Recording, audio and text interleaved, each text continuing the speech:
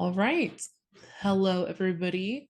Welcome to our lecture that is a review of solutions.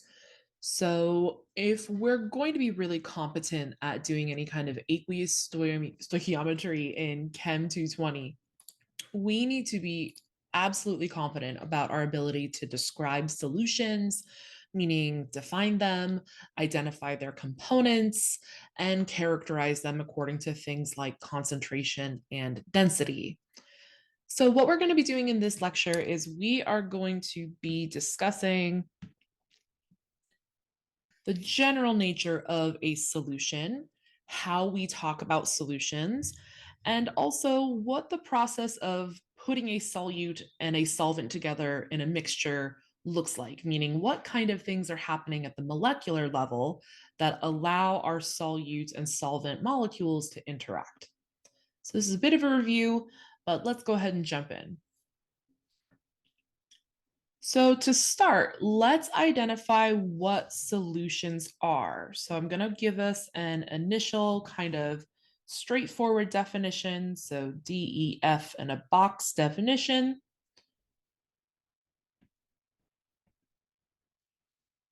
Solution. So a solution is a homogeneous or homogeneous mixture of two or more components. Typically in Chem 220, we look at binary solutions, meaning like they've just got two components, and those components have names. We call them the solute and the solvent. So as a refresher, if we're talking about homogeneous, we're talking about things that are perfectly mixed, meaning I could not, if I had a solution in front of me, distinguish between its components. So I couldn't identify any difference visually between the solute and solvent. And an example of a solution that you might have seen in your daily lives, like perhaps this morning, something like coffee, maybe something like pasta water, maybe something like lemon juice, or perhaps even something like soda. All of these are solutions because they are mixtures of components mixed in a homogeneous way.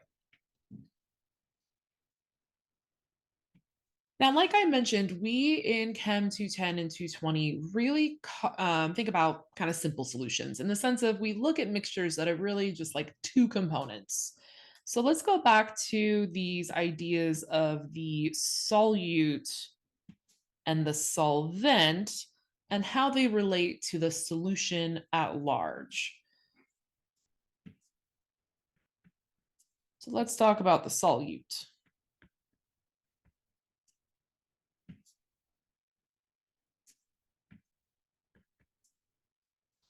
So the solute is the substance or component that is present in lesser quantity in solution. So it's kind of often thought of as like the thing of interest, right? It's the thing that's present in the smaller amount. It's the thing that's kind of been added to maybe the bulk or foundation of the solution. These are ways you can think of the solute. Which means that the solvent, following this pattern of thinking, is a substance in a solution that is present in the larger quantity. So the solvent is often thought of as like what we're adding the solute to. Now, the way you can remember this, this was brought up in lecture in one of my other courses, and I think this is a really good tool. Solute is the word that's shorter. Like if you compare the word solute to solvent, this has fewer letters in it. So we can connect this idea of solute being the shorter word with the idea of it being present in a smaller amount. Similarly, solvent being the larger word containing more letters is the substance in solution that is present in the larger quantity. And if we are going to follow the law of conservation of matter, which I'm going to abbreviate here, LOCUM, law of conservation of matter, then if we take a solute and add it to a solvent and create our nice homogeneous mixture, we create our solution. So solute plus solvent gives us our nice, beautiful, perfectly mixed solution.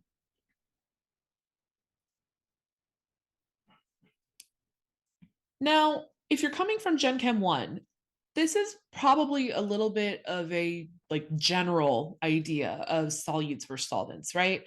Like when you think about what a solute is and what a solvent is, you're probably used to thinking about the idea of dissolving or dissolution.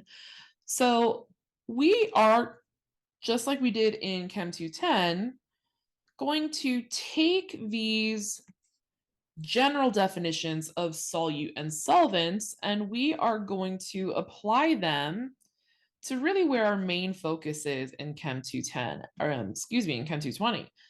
And that is the concept of an aqueous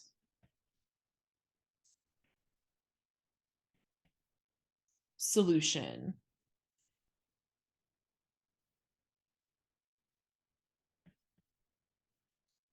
So I know it's a weird kind of Victorian sounding word, but let's break this up again into its kind of Latin root here. Aqueous, if you were my East Coast high school chem professor, you should say aqueous. Sounds like water. And there's a reason for that. An aqueous solution is a solution where you have a solute that has been dissolved in water, which is the solvent. So we can now kind of take this idea of the solute is not only just the substance or component in solution that's present in lesser quantity, but it is the substance that is dissolved, and the solvent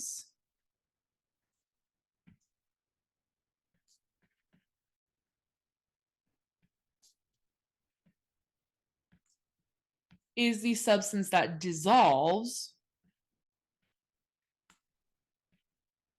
the solute. So it's like the thing that's responsible for the process of dissolution happening.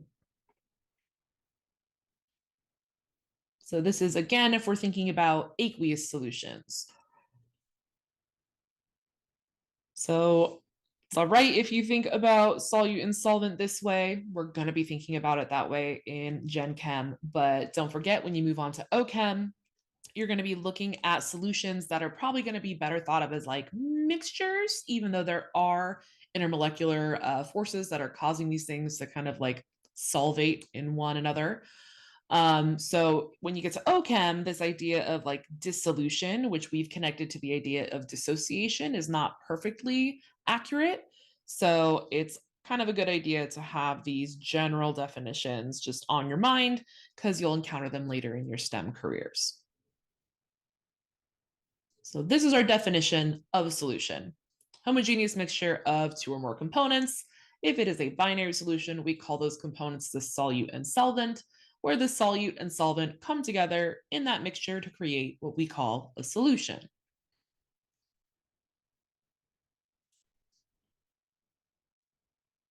So then let's talk about this process of how a solution is formed. Like, how do we know when two components can mix? How do we know when one substance can act as a solvent for another substance? How do we know if something can be a solute for something else? So, when we ask ourselves these kinds of questions, what we are discussing is the notion of solubility, which is asking ourselves,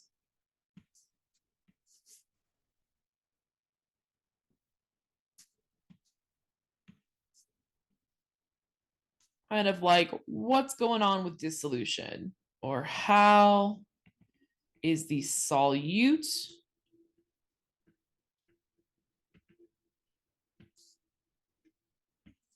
dissolving in solution, specifically in the solvent. So maybe dissolving in solution is the proper way to say that, and then dissolving because B/C, because solvent. So if there's anything that you should remember from Chem 210 or Gen Chem 1 about general how we think about things dissolving in something else, it is this little phrase that you've probably heard, I'm hoping, from your prior instructors. So, important little note here, this phrase,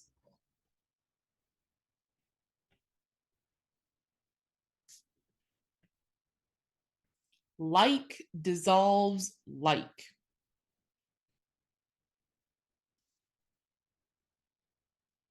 So this phrase is like a little shorthand phrase, like it's like kind of a memory aid, right? Let's get into what it means. There's some information that's implied in this statement that we should probably talk about. So, when discussing whether or not something will dissolve in something else, we use this rule like dissolves like, which really says that solvents will only dissolve solutes of the same polarity. So, this idea of things being like, right? Like dissolves like, all relates back to this notion of polarity.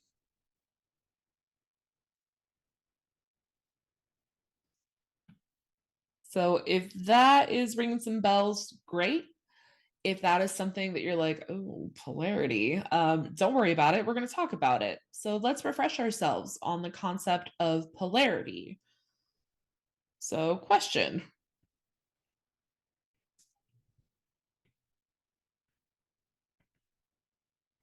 what is polarity? Like, what are we talking about when we talk about polarity? What's the context in which we're talking about it? Are we talking about polarity across bonds? Are we talking about polarity across molecule? So let's get into it. So, as you might be able to guess from this root word polar, which means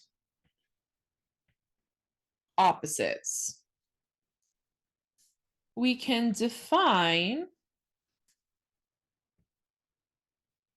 polarity as being a disparity in charge. In other words, there's a disparity, difference in charge, or opposite charges established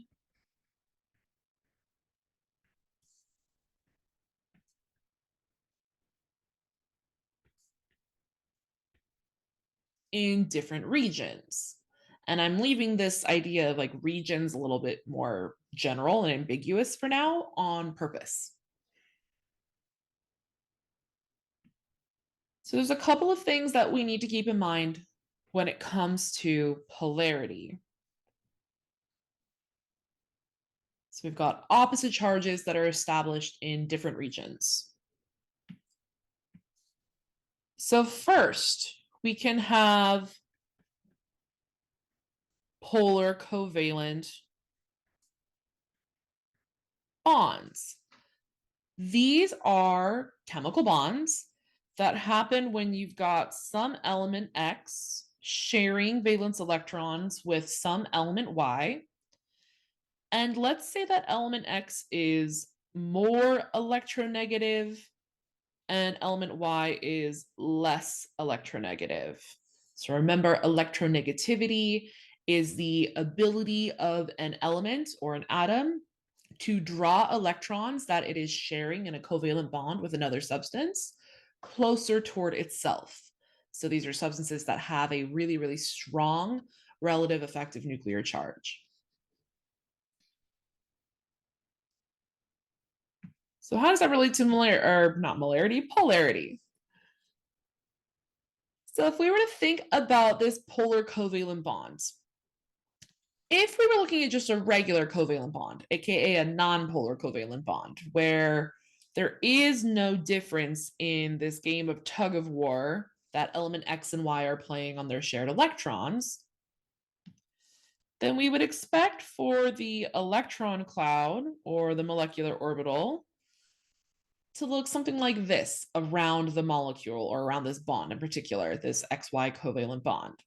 Like we have no bulging, we have no area across this bond or region around this bond in which our electron cloud is more dense than another region. That's if we were a non-polar covalent bond. We had equal, nice, perfect sharing of our covalent electrons. However, in a polar covalent bond, this can't be true. So in a polar covalent bond, because of the difference in electronegativities between element X and element Y, we would see a distortion of our electron cloud across this bond, where our electron density is larger around the more electronegative element. So since we're more electronegative here, electron cloud or our orbital density is larger, meaning that over here by element Y, our electron cloud density is now diminished. So what on earth does that have to do with this idea of polarity, especially in the context of a polar bond? Don't forget, electrons have charge, right? They have negative charge.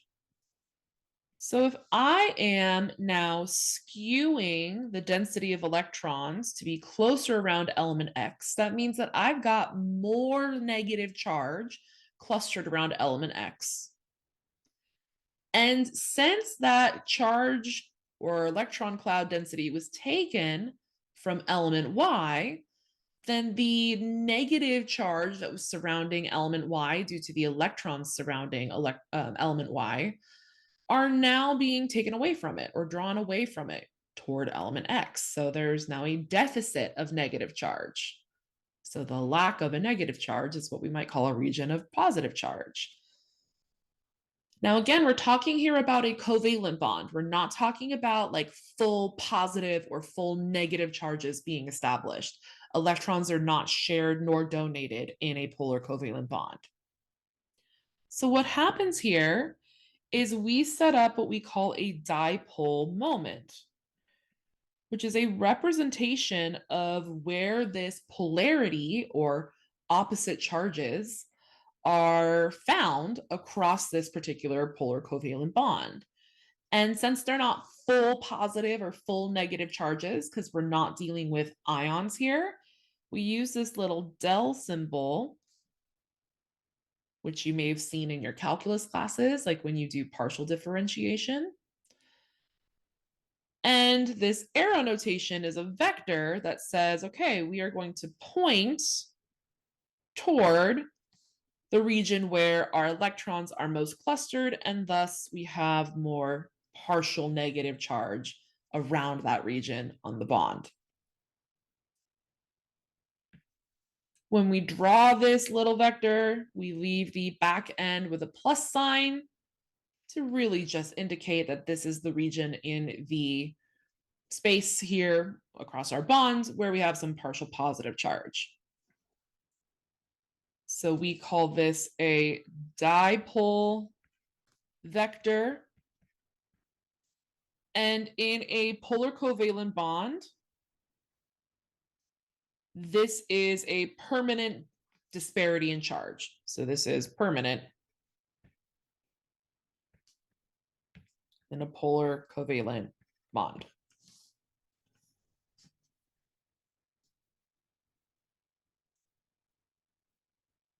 Okay, well, why are we talking about bonding, right? I thought that we were here to talk about like solutes dissolving in solvents, and we know that had to do with polarity, but like, why are we looking at just bonds and not molecules? The reason why I'm reminding you of polar covalent bonding is because substances that are made of polar covalent bonds tend to, or have the potential to, be themselves overall polar. So we can have what's called a net or overall polar molecule. And this is really what we care about when trying to answer this question of how a solute is dissolving because of our solvent. So in a net polar molecule, this is a molecule that is made up of or composed of polar covalent bonds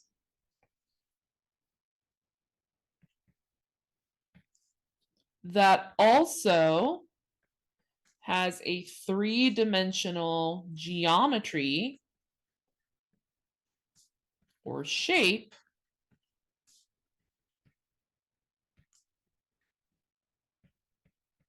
that doesn't cancel our dipole vectors out. So if there were to be like a high degree of symmetry, so if we think about like a linear molecule, like CO2, so I'll just jot this down here.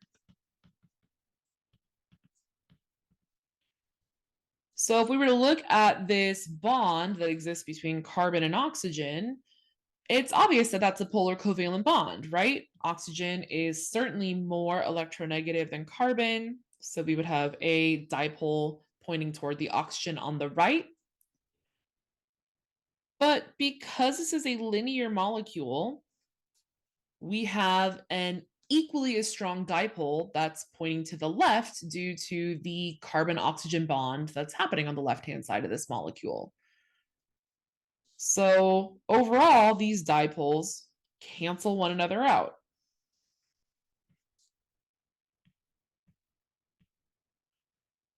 So we have to remind ourselves about 3D geometry or the shape of a molecule because that will allow us to really ensure if we know that something is overall polar or not. So this is an example of a nonpolar substance. And an example of a polar substance, remember we're talking about water when we're talking about these solutions, or we're talking about aqueous solutions. So the example is water. Water is a fantastic example of a very strongly polar molecule. And we'll look into why that is in a moment.